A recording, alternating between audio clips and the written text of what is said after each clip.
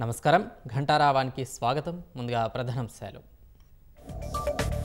ధరణి చట్టంలో మంచి విషయాలుంటే స్వీకరిస్తామన్న ప్రభుత్వం. తప్పులు ఒప్పుకోకుండా బీఆర్ఎస్ వాదించడం దారుణమని పొంగులేటి ధ్వజం. ధరణి వచ్చాక రైతులకు ఎంతో మేలు జరిగిందన్న బీఆర్ఎస్. అన్నదాతల ఆత్మహత్యలు తగ్గాయన్న పల్లా రాజేశ్వరరెడ్డి. శాంతి భద్రతలకు భంగం కలిగిస్తే కఠిన చర్యలు. సివిల్ కోర్టుల సవరణ బిల్లుకు శాసనసభ ఆమోదం.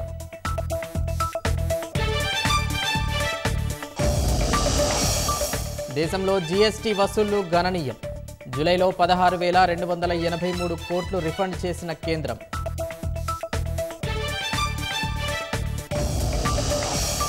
ఆధారాలు లేనందుకే నీట్ పరీక్ష రద్దుకు సిఫార్సు చేయలేదు. ఎన్టీఏ పనితీరుపై సెప్టెంబర్ 30 లోపు నివేదిక ఇవ్వాలని సూచన.